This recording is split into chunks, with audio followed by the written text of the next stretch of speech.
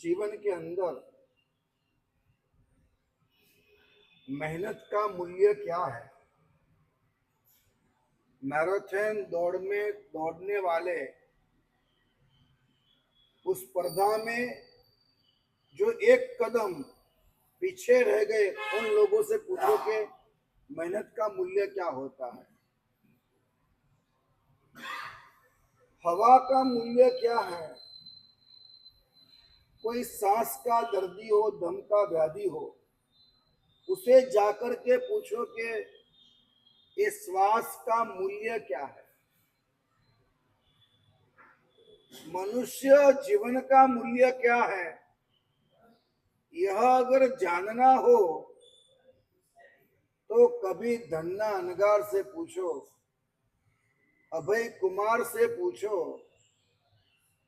और जो विजय, वैजयंत, जयंत, अपराजित, सर्वार्थ सिद्ध, ये 5 जो अनुत्तर के विमान है, अनुत्तर के देवलोक है, कौन से 5? विजय, वैजयंत, जयंत, अपराजित और सर्वार्थ सिद्ध।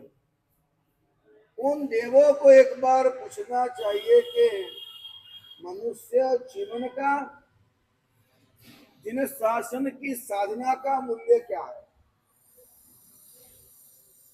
जिन शासन की साधना का और मनुष्य जीवन का, अब नहीं रख दो, बस छोड़ दो यहीं पर, बस बस रख दो। मनुष्य जीवन का और जिन शासन की साधना का मूल्य, जो व्यक्ति सम्यक दर्शन की प्राप्ति कर ले और उसके अंतःस्थल तक एक नय हो जाए, एक विनय पैदा हो जाए। और नए विनय का मतलब है विनक्ति, जो भेद करता है, जो विवेक करता है, जिसके भीतर में विवेक पैदा हो जाए और कब क्या कार्य करना चाहिए उसकी सहज दृष्टि पैदा हो जाए, जिसे न तो देह का बंधन हो, न अनादिकाल के कुसंस्कारों का बंधन हो, न किसी समझ का और समाज का बंधन हो, जो निर्बंध हो सोचने में, करने में नहीं कह रहा हूं, जो सोचने में निर्बंध हो, उसकी सोच में हमेशा सत्य और स्पष्ट सामने खुल जाता है, उसको विवेक कहते हैं, उसको सम्यक दर्शन कहते हैं। जिसके जीवन के अंदर सत्य और असत्य का भेद खुल गया है, वो कितना करेगा मेहनत, साधना, ये सब बातें चारित्र मोहनीय कर्म की है, और कितना समझेगा, कितना विवेक करेगा, ये बात सम्यक दर्शन, दर्शन मोहनीय कर्म की है। तो अलग अलग चीजें हैं, आप समझ सकते हैं मेरी बात को। चारित्र के माध्यम से सम्यक दर्शन अधिकांश पैदा होता है, और ये कह दो कि 99% सम्यक दर्शन चारित्र के माध्यम से ही पैदा होता है। चाहे इस भव का चारित्र हो या गत भवों का चारित्र हो, अगर सम्यक आचरण नहीं है तो उसके भीतर में वो वाइब्रेशन नहीं है, वो वाइब्रेशन वेव्स नहीं है, तो जो अंदर में कुछ संस्कारों से, अलग अलग रॉन्ग बिलीफ से जो विपरीत मान्यताएं हैं, वो बदलती नहीं है, वो टूटती नहीं है। लेकिन अगर सम्यक आचरण है तो एक न एक दिन सम्यक दर्शन पैदा होगा ही, और सम्यक दर्शन पैदा होगा तभी उसका आचरण सम्यक आचरण कहलाएगा। उसके पहले वो सम्यक आचरण भी सम्यक आचरण नहीं कहलाएगा। कभी समझना चाहिए इस बात को भी। और अधिकांश क्या होता है, हम स्पष्ट नहीं है, हमें क्या खाना चाहिए, क्या हम स्पष्ट है? हमें क्या पीना चाहिए, मतलब हमें कहाँ बंगला लेना चाहिए, कहाँ गाड़ी लेनी चाहिए, कौन सी गाड़ी लेनी चाहिए, कौन से कपड़े पहनने चाहिए। छोटी छोटी बातों में भी हम स्पष्ट नहीं है, हम अस्पष्ट है, एक क्लियरनेस नहीं है हमारे पास। फिर क्या होता है, कोई भी एक चूज करना पड़ता है तो फिर कोई भी एक चूज कर लेते हैं। हमारे पास कोई मापदंड नहीं है कि वास्तव में हम कौन है और हमें क्या करना है, हमें क्या पाना है। इसलिए भाग्यशाली जीवन का, अगर वर्तमान जीवन का अगर कोई परमानंद है तो वो स्पष्ट समझन है, जिसके दिमाग में समझन की स्पष्टता हो गई। परमात्मा इसीलिए बार बार कहते संबुज्ज किम न बुज्ज संबोहि फलोपेच दुल्लहा संबुज्ज संबुज्ज बुज्ज बुज्ज चंड को सिया। क्या कहा था परमात्मा? मैं तो ये समझता हूं कि जीवन के अंदर गहरे से गहरी और पहले से पहली अगर कोई साधना है तो वो समझन की साधना है। समझ सबको आती है, समय पे कम को आती है। समझ समझ कर समझ को समझो, समझ समझना बड़ी समझ है। समझ समझ कर भी जो ना समझे, मेरी समझ में वो ना समझ है। समझ को समझना चाहिए हमें, और कुछ भी प्राप्त हो न हो, जिंदगी के जाते समय भी हमारे दिमाग में स्पष्ट समझन हो, काम हो जाता है, काम हो जाता है। छोटी सी बात करूंगा, अगर दिमाग में समझ स्पष्ट है, सुनिएगा, अगर दिमाग में समझ स्पष्ट है तो एक नमस्कार भी मोक्ष का दाता बनता है। इको भी नमुक्तारो का कुल मिला के अंततो गत्वा यही मतलब है। समझ स्पष्ट है तो एक नमस्कार भी, समझे आप, मोक्षदाता बनता है। समझ स्पष्ट है, एक नौकाशिका पचखान, सैनिक महाराजा को, नरक को तोड़ने वाला एक नौकाशी, ज्यादा क्या बात करते। समझ की स्पष्टता बहुत जरूरी है।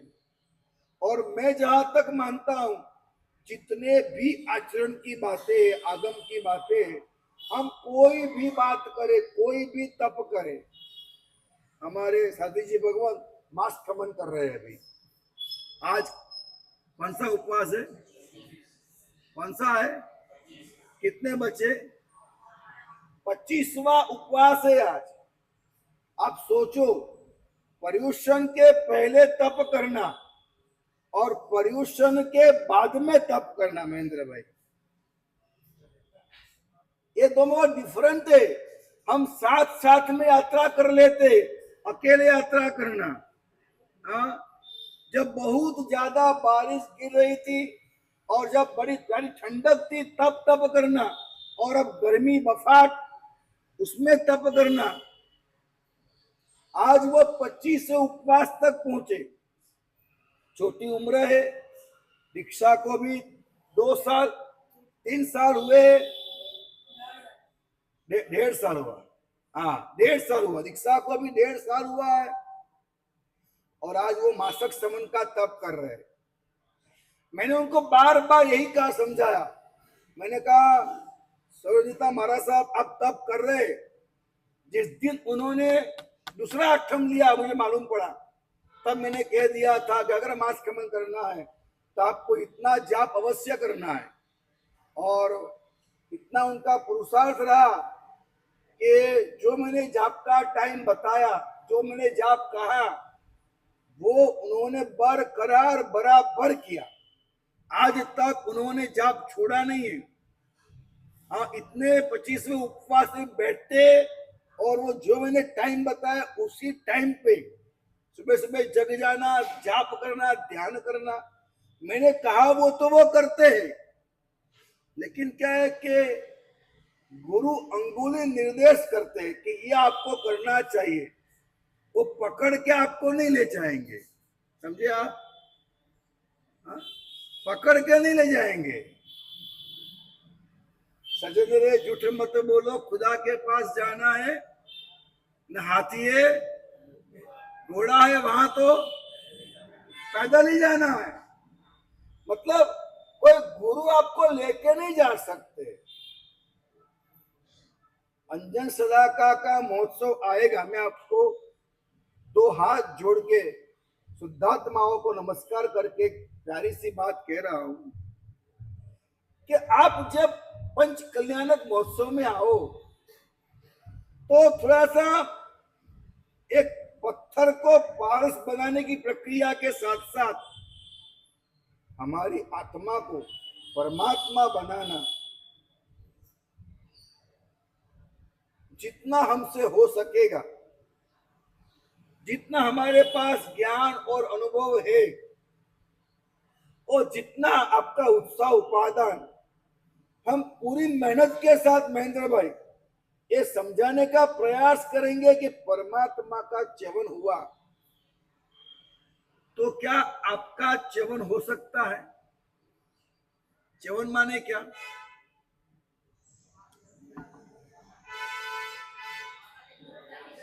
माता के गर्भ में आना, वो च्यवन बोलते हैं। इस आगम का नाम क्या है पता है? आज के आगम का नाम क्या है? यहाँ बोर्ड पढ़ के ही देख लो ना, अच्छा रहेगा आपको। तो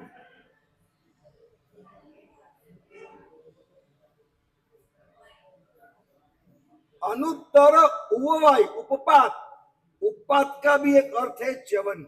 उपपात माने क्या? च्यवन बोलते उसको। तो देवलोक में च्यवन, देवलोक में जाना, समझे आप? तो अनुत्तर नाम के देवलोक में जाना, मैं ये कोशिश कर रहा हूं कि एक ऐसा अद्भुत अर्थ है कि उसमें कहा जाता है कि अभी हमारा जन्म नहीं हुआ। मैं पहले ही बताया था आपको, अभी हम मुर्दा चाल चल रहे और मुर्दा श्वास फूक रहे, हमारा अभी जन्म नहीं हुआ।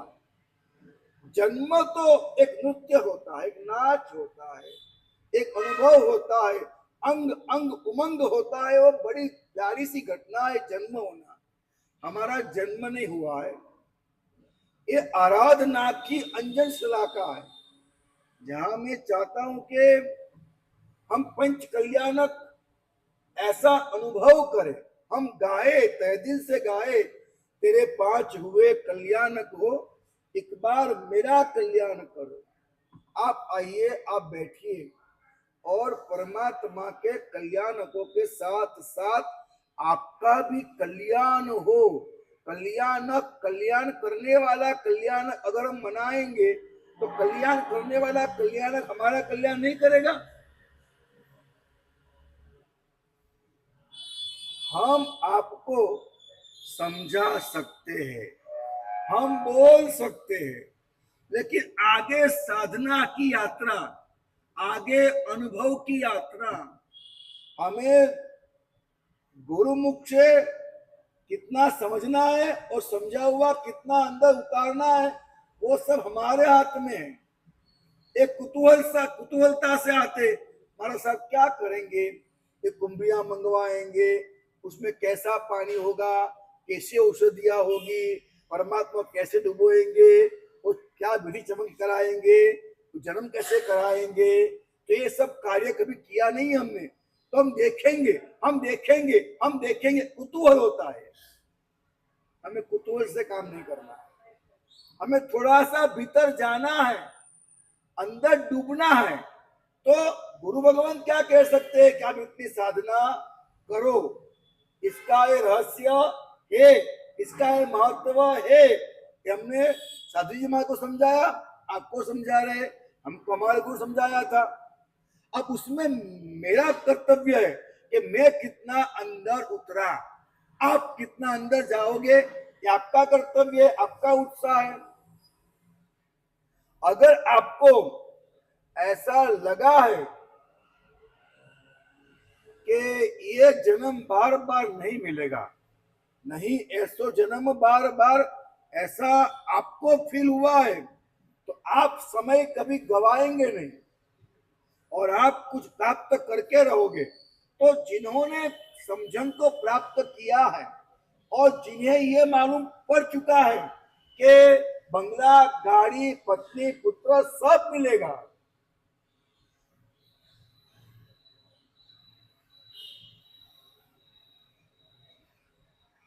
सोहिला मड़े राज्य देवादि भोगो, परम दोहिलो एक तुझे भक्ति होगो। समझे आप?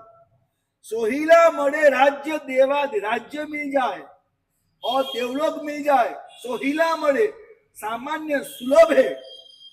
सोहिला मड़े राज्य देवादि भोगो, परम दोहिलो एक।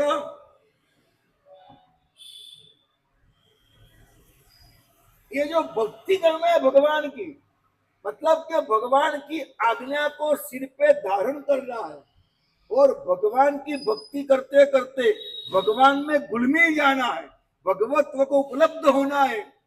ये सबसे दुर्लभ है। और जीवन में अवेयरनेस आ जाए कि अंजलि गयम व तोयम गलंत माओम न पिच्छन्ति, हाथ में ऐसे पानी ले लो और फिर टप टप टप टपकता है, वैसे हमारा भी आयुष्य प्रति पर खत्म होते जा रहा है। हमारा जीवन एक एक बूंद टपक रहा है। महेंद्र भाई, कितनी उम्र आपकी हुई? 62। मेरी 56 हुई। कभी कभी मैं सोचता हूं इस काल में, ऐसा लगता है मैं बहुत पुण्यशाली हूं, 56 तक में पहुंच गया। हाँ, इस काल में एक टीबी का दर्द आया था। इस सूरत में तो प्लेग आया था। कैसा प्लेग आया था यहाँ पर? हाँ, एक टीबी का दर्द था, राजरोग कहते उसको। टीबी हुआ तो मरता ही है, फिर कैंसर का आया मरता ही है। हाँ, प्लेग आया तो कितने मर गए, कोरोना आया कितने मर गए। मतलब एक तो एबॉर्शन का युग है, पैदा हो गया बड़ी बात है। एबॉर्शन का युग है, हम पैदा हो गए वही बड़ी बात है। कई सारी बातें बोलना पाठ पे नहीं बोलनी चाहिए, बोलता हूं मैं कि ऐसे जमाने में पैदा हो गए, उसके बाद इतने महारोगों से निपट लिए हम, इतनी उम्र तक पहुंच गए, बहुत बड़ी बात है। अब हमें हमारे जीवन को रास्ते पे लाना चाहिए और एक एक समय की हमें कीमत समझना चाहिए। ये आगम की जो मूलभूत बात है ना, वो ये है कि मनुष्य भोग की कीमत और जिन शासन की साधना की कीमत, दो कीमत इसमें बताई है। इसमें वर्णन किया है अभय कुमार का। आप जानते अभय कुमार को, तो सम्यक दृष्टि आत्मा थे। पहली बात तो ये है। दूसरी बात ये है कि चारित्र और धर्म स्वीकार करने के लिए दिन रात उत्साही थे। बार बार पिता से पूछते थे कि पिताजी इजाजत दो, इजाजत दो, चारित्र लेना है, चारित्र लेना है। मगर पिताजी मना करते थे। पिताजी को बार बार पूछते पूछते पिताजी ने एक बार कह दिया, तुझे चारित्र लेना है तो ले लेना, ऐसी घटना हो तो लेना। कैसी घटना? हाँ, नहीं नहीं नहीं नहीं, नहीं। ऐसा नहीं। हाँ, सैनिक राजा ने कहा कि जा तेरा मुंह काला कर। ऐसा जब बोलू तब दीक्षा। देखो, अपनी समग्र बुद्धि को काम पे लगाया। मेरी आपसे विनती यही है कि अगर आपको सामयिक करना है, प्रतिक्रमण करना है, आपको कोई आराधना करना है, आपको घर पे अनुकूलता नहीं है, रजा नहीं मिलती है, वगैरह वगैरह, आपको क्या करना है पता है? आपकी समग्र बुद्धि को काम पे लगाना है। और मैं ये कहता हूं कि अगर मुझे मेरे शब्दों को समझ सको, समझ लेना सुरेंद्र भाई, समझ लेना, मुझे कटासना चाहिए, चरौला चाहिए, मुझे पूजा के लिए प्रतिमा चाहिए, ये सब मुझे पुण्य से मिलता है, पुण्य से मिलता है। लेकिन मुझे सद्विचार चाहिए, मुझे सद्विचार चाहिए, मुझे सदाचार चाहिए, और मुझे साधना और ध्यान चाहिए। तो इसमें कोई भी पुण्य की पराधीनता नहीं है, वो आपकी खुद की संपत्ति है। बंगला चाहिए पुण्य से, पत्नी पुत्र परिवार पैसा इज्जत आबरू पुण्य से, देव गुरु पुण्य से, क्या देव गुरु पुण्य से, अच्छे गांव में, अच्छे समाज में, अच्छे घर में जन्म पुण्य से, अच्छे माता पिता मिलना वो भी पुण्य से, ये सब पुण्य से। लेकिन अच्छा विचार करना, अभी आप बैठो अच्छा विचार करो, इसमें कोई पुण्य चाहिए क्या? इसमें पुण्य नहीं चाहिए। अभी आप बैठो और मैं शुद्धात्मा हूँ, बुद्धात्मा हूँ, पुण्यात्मा हूँ, मुक्त आत्मा हूँ, मैं सर्वज्ञ हूँ, मैं वितराग हूँ, ये साधना हम करें तो इसमें कोई पुण्य नहीं चाहिए, समझे आप? कोई पुण्य नहीं चाहिए। सद्विचार में, सद आचार में, किसी भी साधना में और ध्यान योग में हमें कोई पुण्य नहीं चाहिए, वो हमारी खुद की निजी संपत्ति है।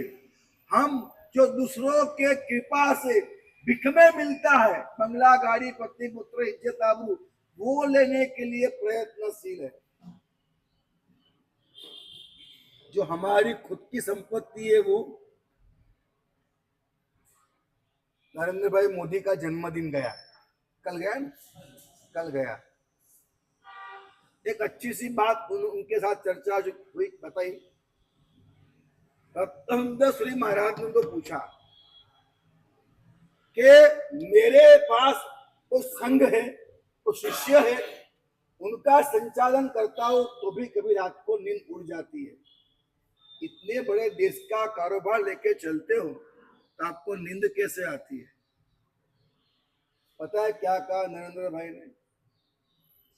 उन्होंने कहा कि हमारा साहब 35-40 सेकंड तो बहुत मुश्किल से नींद आने में, मैं जब भी सोया आधी मिनट में नींद आती है मेरे को। वो कैसे? वो कैसे? कैसे होता है? हाँ, सुना आपने? नहीं सुना? कैसे? मतलब वजूद है इसके अंदर, वजूद है। उन्होंने कहा कि मैं सब काम करता हूं और परिणाम परमात्मा पे छोड़ देता हूं तो नींद आ जाती है।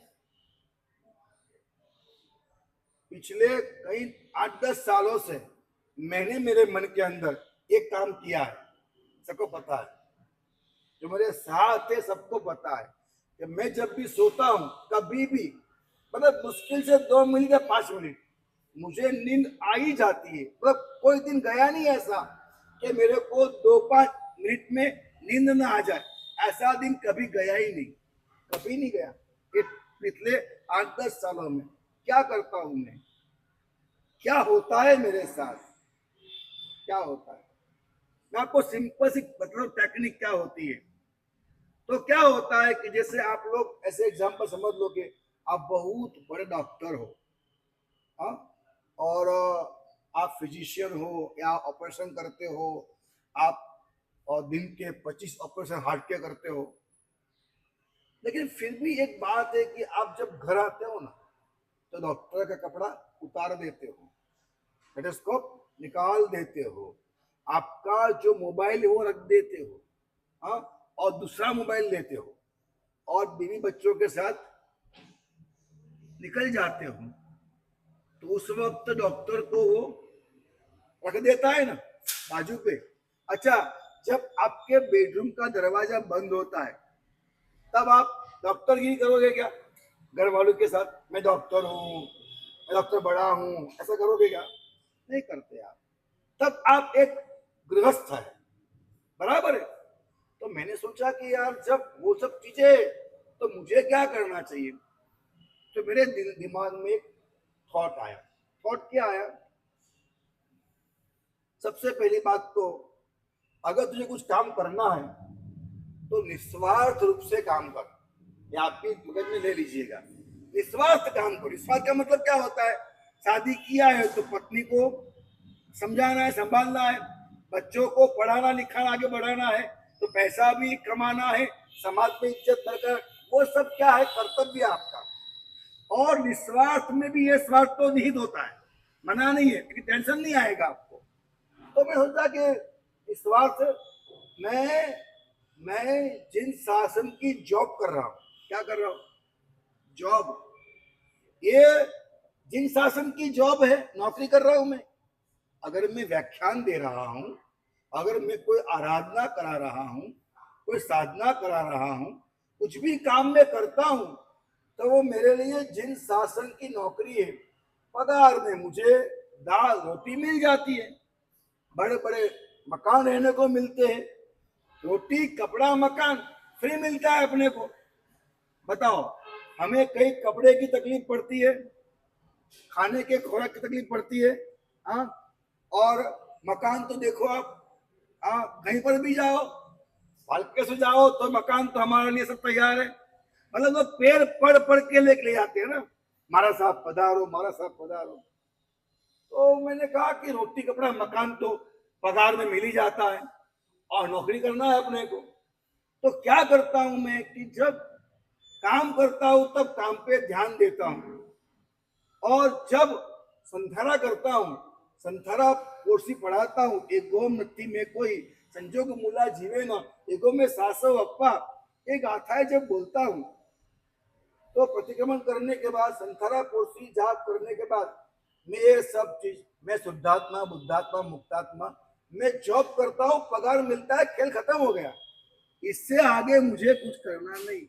मतलब ऐसे दिन आए थे, मैं अहमदाबाद था, ऑपेरा अहमदाबाद में चौमासा था मेरा, और तब संखेश्वर पूर्ण प्रतिष्ठा सामने, मूल नायक पूर्ण प्रतिष्ठा है सामने, तो मूल नायक की प्रतिष्ठा है, और इतने आचार्य, इतने गच्छाधिपति, इतने सारे लोग पधारने वाले, और संखेश्वर से भाई तरह का पूरा संघ, और संघ के बीच में पांचवी प्रतिष्ठा का, तो बहुत बड़ा महोत्सव था, खर्चा करोड़ों में था। तो काम धाम इतना सारा था, मतलब दिन रात में काम करता। तब भी मैंने देखा कि 2 मिनट, 3 मिनट, 4 मिनट महज आराम से नींद आती थी। दो चीजें मगज में बिठा लिए, अपना कोई स्वार्थ नहीं है, और नंबर 2, अपन नौकरी कर रहे हैं। नौकरी कर रहे, तो ये चीज बिठाने से मोदी ने कहा कि मैं भगवान पे। तो दूसरी बात, मैं एक बात सोचता हूं, कोई बोलता है मारा साहब बहुत टेंशन में हो, मैं कहता हूं नहीं, काम में हूं, टेंशन में नहीं। किस बात का टेंशन? बीबी तो है नहीं, बच्चे तो है नहीं, शादी तो कराना नहीं है, समझे आप? कोई पैसा इकट्ठा करके रखो, कल किडनी फेल हो गई तो कौन इलाज कराएगा? हमको तकलीफ है क्या इस बात की? हमें तकलीफ क्या है? हमें तकलीफ क्या है? मतलब हमारे पास जेब में पैसे नहीं है, लेकिन हमारे पास सब कुछ है, बराबर है ना? नाना साहब ये उनका ऑपरेशन हुआ, हमें ये तक पता नहीं है, हमें ये तक पता नहीं है उनका ऑपरेशन हुआ, ये सही बोल रहा हूं, उनका ऑपरेशन हुआ तभी, तो उनका कितना खर्च आया, कितना डॉक्टर ने लिया, कितना क्या बिठाया अंदर, और कितना या संघ ने दिया, कितना किसी और ने दिया, तो हमको पता तक नहीं है कि ये हमारा विषय ही नहीं। इतना तो टेंशन लेस और कौन होगा? आप भले करोड़ों कमाते हो, हिसाब तो आपके पास आता है ना अंत में, कि कितना डॉक्टर का है, कितना क्या है, इसका इतना, इसका इतना, इसका इतना आता है आपके पास। तो हमारे पास तो बात ही नहीं है। अब बताओ किस बात का टेंशन करें? तो काम है, टेंशन नहीं है, तो आपको नींद आ जाती है। समझे आप मेरी बात को? थोड़ा जीवन में स्पष्ट हो जाओ। देखो, कभी आप पानी में बहता झरना होता है, ऊपर आया नीचे आया तो होता रहता है, चढ़ उतार तो आता रहता जीवन के अंदर। तो उतरो चढ़ो, उतरो चढ़ो, उतरो चढ़ो, लेकिन अंत में कहा आप कहीं पहुंच रहे हो तो चढ़ना भी पहुंचना है, उतरना भी। तो चढ़ना उतरना, चढ़ना उतरना, चढ़ना उतरना, अंत में क्या है? पहुंचना है। जिंदगी में कुछ भी हो, सफलता हो निष्फलता हो, अंत में क्या करना है? एक मकाम तक पहुंच ही जाते। जीवन को थोड़ा सा शांत कर दो और शांत करके साधना में लगा दो, साधना में लगा दो।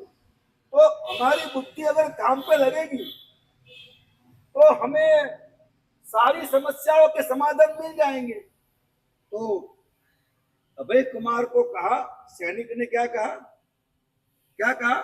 जा तेरा मुंह काला कर, ऐसा बोल दूं तब तू। हाँ, अब क्या किया जाए? कभी ऐसा बोलेंगे नहीं, क्योंकि बुद्धि इतनी है, काम करता ही इतना है, कभी बोलेगा?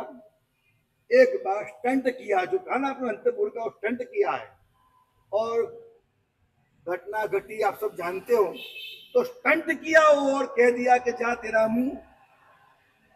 और अभय कुमार ने दीक्षा, मतलब ना महोत्सव ना पत्रिका, कुछ भी नहीं, सीधा भगे। भगवान को बोला दे दो, बस दे दो, घूम प्रदक्षिणा और ले ले, बस। भगवान ले लिया। सैनिक महाराजा पहुंचा तब तो लेके बैठ गया था। तो ये बुद्धि का उपयोग ये है कि किसी भी तरह की भीतमा चना तो रहे, चालीम जमानो तेज था, पार पामवा खुद ने तग तगे जिंदगी। कितनी भी मुश्किलों के भीतर भी एक पतली सी तिराव, उसको देख करके अंदर निकल जाना। तो ये हमारी बुद्धि का वैभव है। मतलब इतना कुछ करने के बाद अभय कुमार कहां पहुंचे? इतना कुछ करने के बाद विजय नाम के अनुत्तर विमान के अंदर पहुंचे अभय कुमार। ऐसे इसमें जाली, मयाली, उभयाली, पुरुषसेन, वारिसेन, दीर्घदंत, लक्षदंत, विहल्ल, विहायस, ये सबका बताया, बहुत सारे का नाम बताया। सबसे महत्व का अगर कोई इसमें उदाहरण है तो धन्ना काकंदी का है। उन्होंने जो दीक्षा ली है, मतलब 32 पत्नियां थी। एक बार व्याख्यान में मैंने कहा कि धन्ना काकंदी को कितनी पत्नियां थी?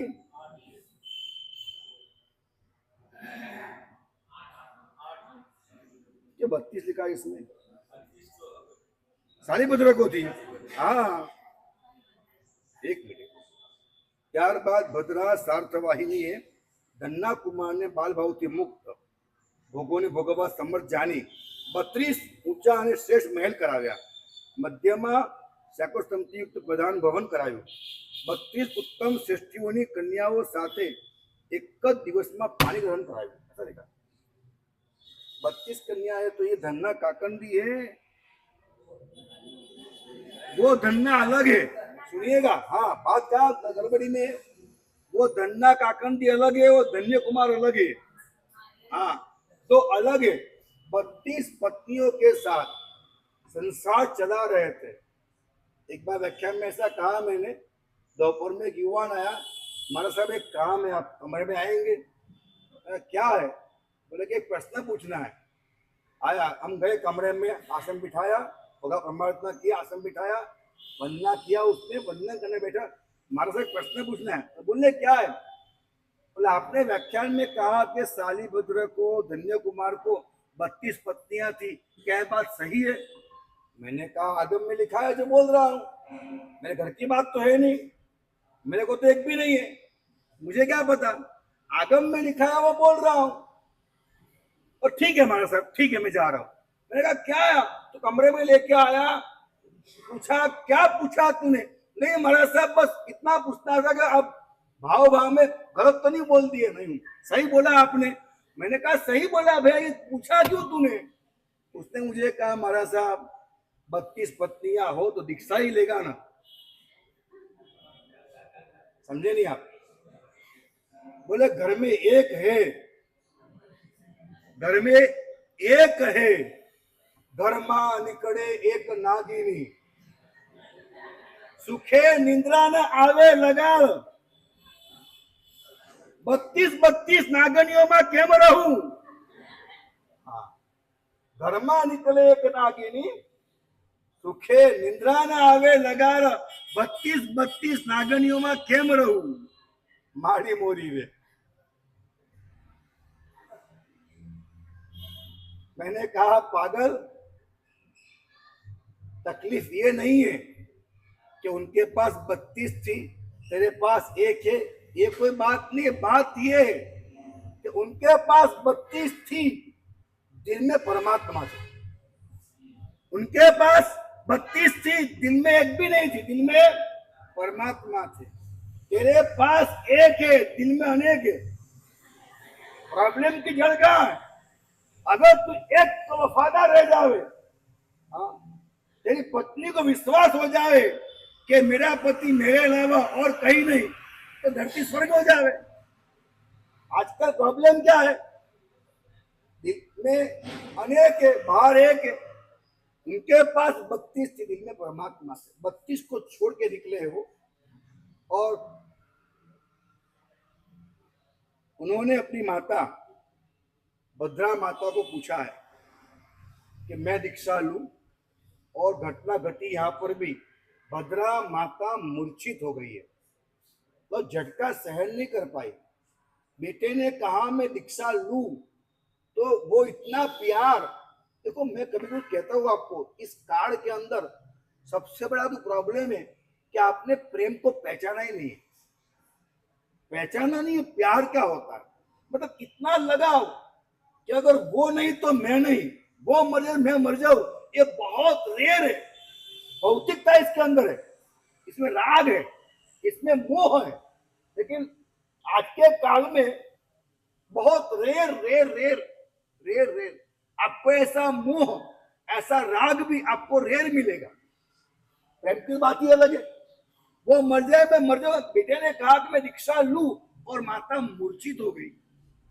मूर्छित हुई माता को भी जगा करके, मेरी माता को मूर्छा आ गई, अब दीक्षा नहीं लूंगा ऐसी बात नहीं, लगे रहे लगे रहे।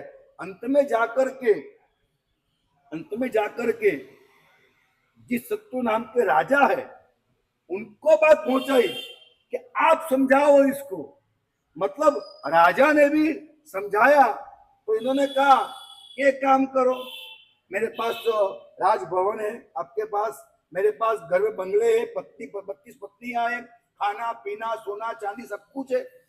आप एक काम कर दो, आप इतना मुझे कह दो कि मैं मरूंगा नहीं, मेरी मौत आएगी नहीं, मरने के बाद उसके भव के अंदर भी मैं यही पैदा होऊंगा, मुझे पत्नियां मिलेगी, ये सब मिलेगा, आप इतना मुझे कह दो। दीक्षा में नहीं ले रहा। ऐसे चर्चाएं करके राजा को परास्त किया, माता के राग को परास्त किया, राजा के ऐसे प्रश्नों को परास्त किया, और इन्होंने दीक्षा ली।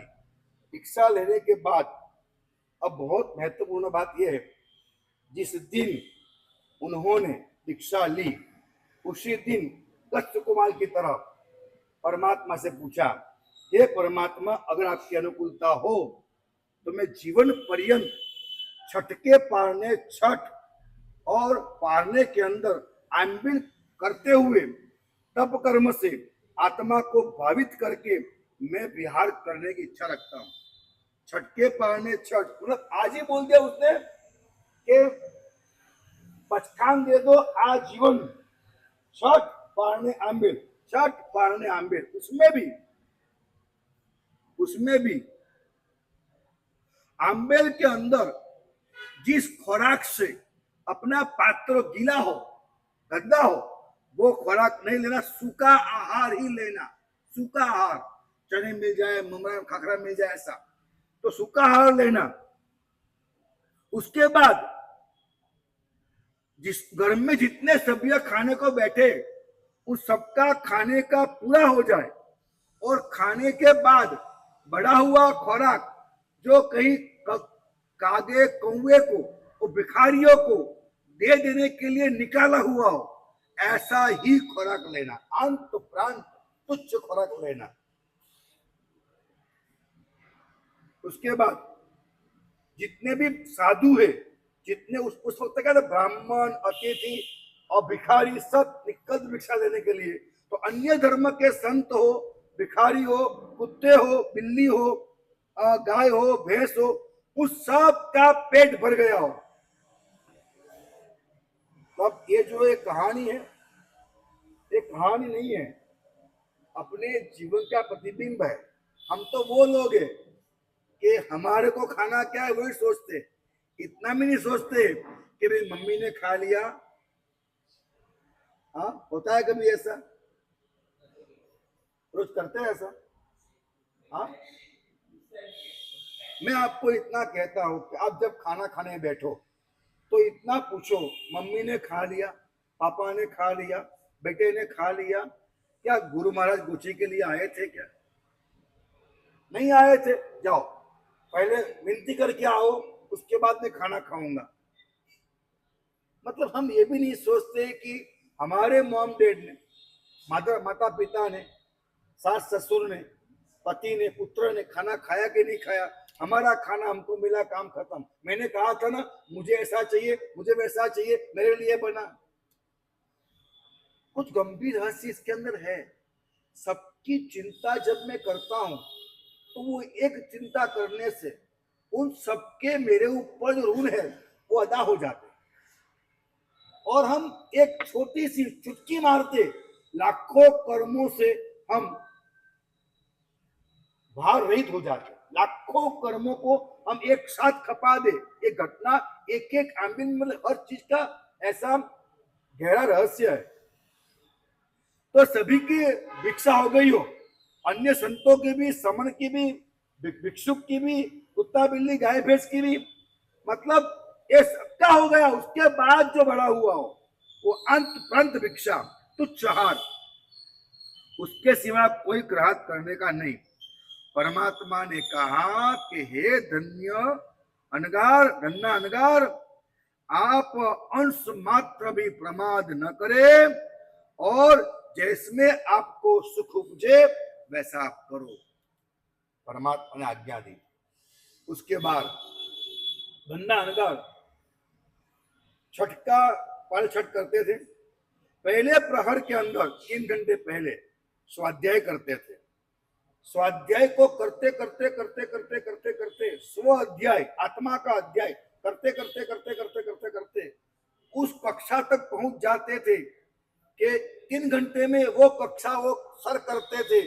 उसके बाद के 3 घंटे उनके ध्यान में जाते थे। फिर 3 घंटे वो ध्यान करते। उसके बाद 6 घंटे पसार होने के बाद 12-1 बजे वो गौतम स्वामी की तरह गोचरी के लिए निकलते थे। काकंदी नगरी के अंदर ऊंच नीच मध्यम कुलों के अंदर भिक्षा के लिए भ्रमण करते थे। कभी आहार नहीं मिलता, मात्र पानी मिलता।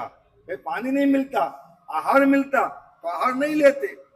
तो ऐसे पानी कभी मिलता, मात्र पानी से पारना करके चला लेते। आहार मिलता तो आहार भी ले लेते। ऐसे करते करते उन्होंने, मतलब आगे बात एक ये भी है कि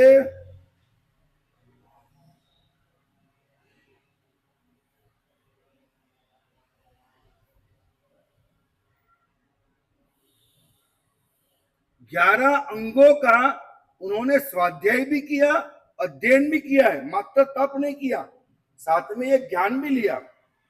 और अब समझने की बात है कि वो आहार लेते थे कैसे। तो कि सांप होता है, सांप वो चलता है कैसा, बिल में सीधा होता है ना। तो सांप जैसे बिल में प्रवेश करता है, वैसे आहार को लिया सीधा अंदर।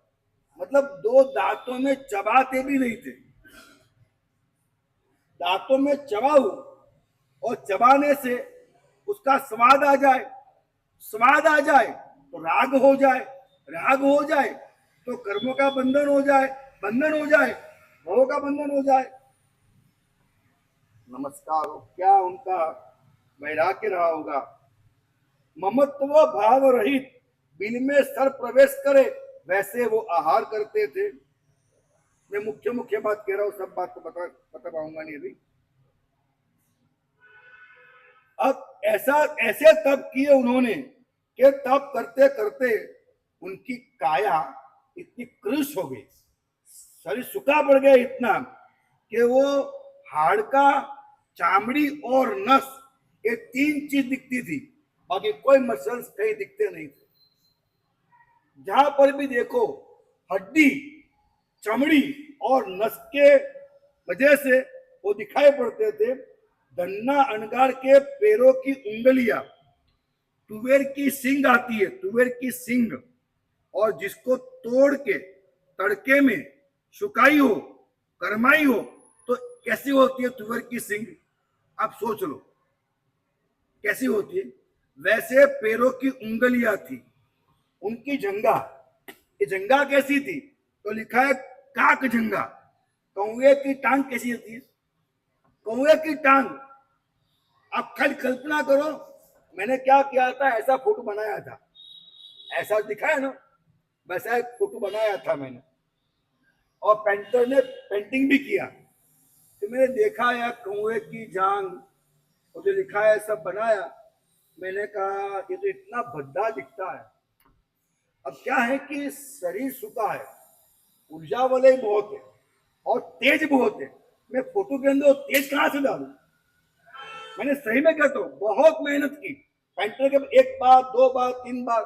मैंने कहा नहीं, अपन वो तेज और ओज डाल नहीं सकते उसके अंदर, पेंटिंग के अंदर मैं नहीं डाल पाया, उन्होंने रिजेक्ट कर लिया। फिर ये बताओ कैसे किसी को मैं। तो काक झंका, उसके बाद उनका ढिचन जो है वो मोर की तरह, काक के घुटन और ढिचन मोर की तरह हो गए थे। अंदर शरीर में लोही और मांस तो बचा ही नहीं था। अब देखा बोर्डी के वृक्ष, सांगी के वृक्ष, ऐसा उनका कमर का भाग था। उनका पेट, पेट कैसा था, कथरोट,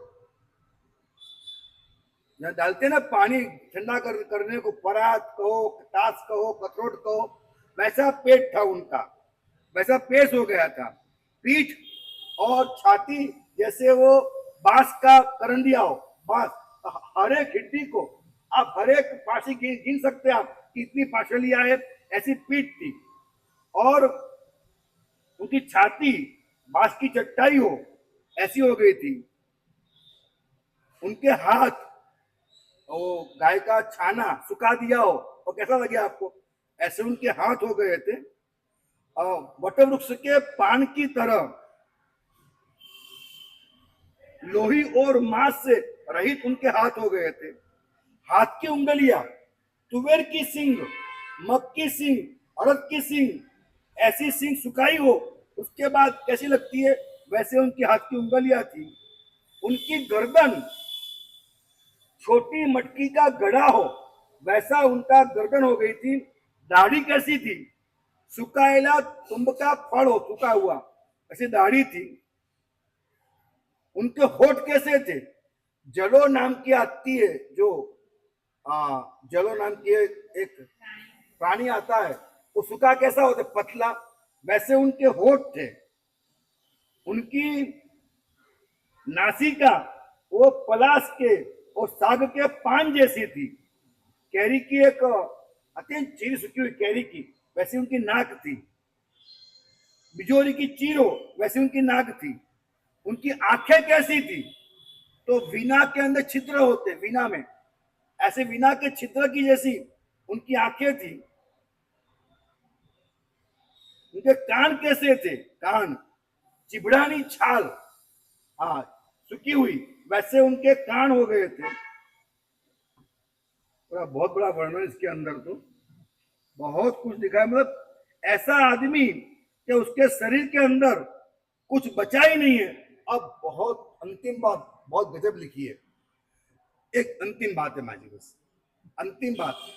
ऐसा लिखा है, ऐसा लिखा है कि काया को उतना क्रिस कर दिया था कि वो जब स्वाध्याय करने बैठे उसके बाद अब मैं भगवान के पास जाऊं, गोचरी के लिए आज्ञा मांगू, मैं भगवान के पास जाऊं, गोचरी के लिए आज्ञा मांगू, ऐसा सोचने का भी उनको थाक लगता था। उनको ऐसा હું બોલીશ આમ વિચાર કરવા માત્રથી ભાષા બોલવા પહેલા ये शांत થઈ જતા। ऐसा वो बोल नहीं पाते, इतनी आसक्ति थी। जब वो चलते थे तो लिखा है वो चल रहे हैं, जीवो जीवे न गच्छति, आत्मा सिर्फ आत्मा से चलती है। आप थोड़ा समझ लेना, इसकी और गहराइयां है। और अंत में एक बात के छोड़ देता हूं मैं कि वीर्य यानी शक्ति और वीर्यांतर कर्म के संयोग से शक्ति आती है। और वीर्यांतर कर्म का संयोग कब होता है, एक बार जान लेना कभी गुरुगम से।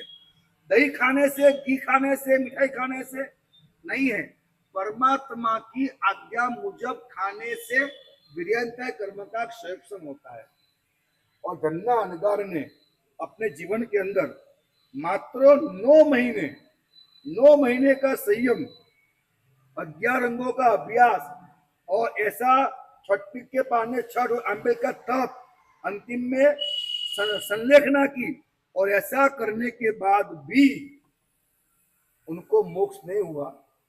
क्योंकि लिखा है कि 4-5 मिनट का अगर आयुष्य ज्यादा होता, जो धारा में थे वो एक धारा में जा रहे थे, 4 से 5 मिनट का अगर उनका आयुष्य ज्यादा होता, भगवान ने क्या कहा, हे धन्ना प्रमाद मत कर। ये यहां मालूम पड़ता है, प्रमाद मत कर, तुरंत काम पे लग जा। दीक्षा ली उसी दिन से।